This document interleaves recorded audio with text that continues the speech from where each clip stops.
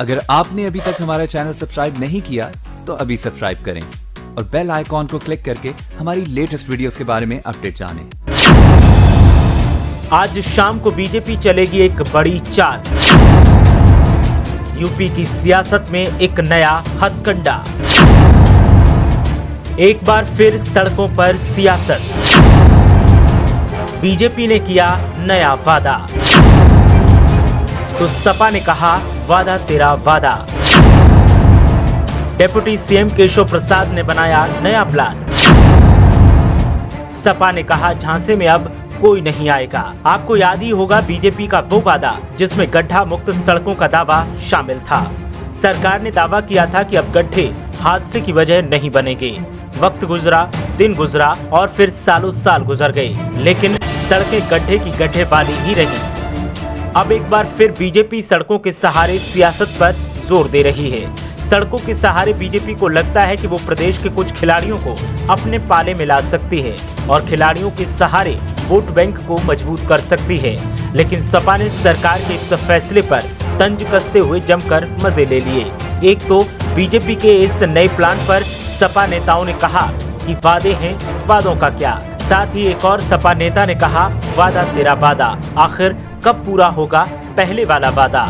दरअसल प्रदेश के deputy CM Keshav Prasad Maurya लंबे अरसे के बाद सियासत में फिर से सुर्खियों में दिखे और उन्होंने जो बातें कही वो बातें ही सपा के लिए एक हथियार की तरह बन गईं।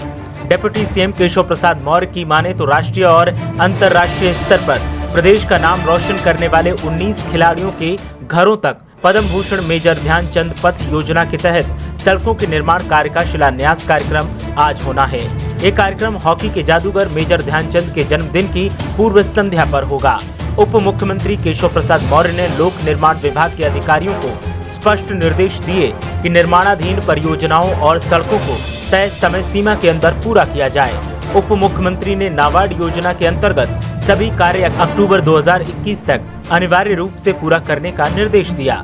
जहां पर रेल ऊपरगामी सेतु बने हैं और बड़े बाजार या घनी बस्ती है, वहां अंडरपास या फाटक बनवाने की व्यवस्था सुनिश्चित करने का निर्देश दिया।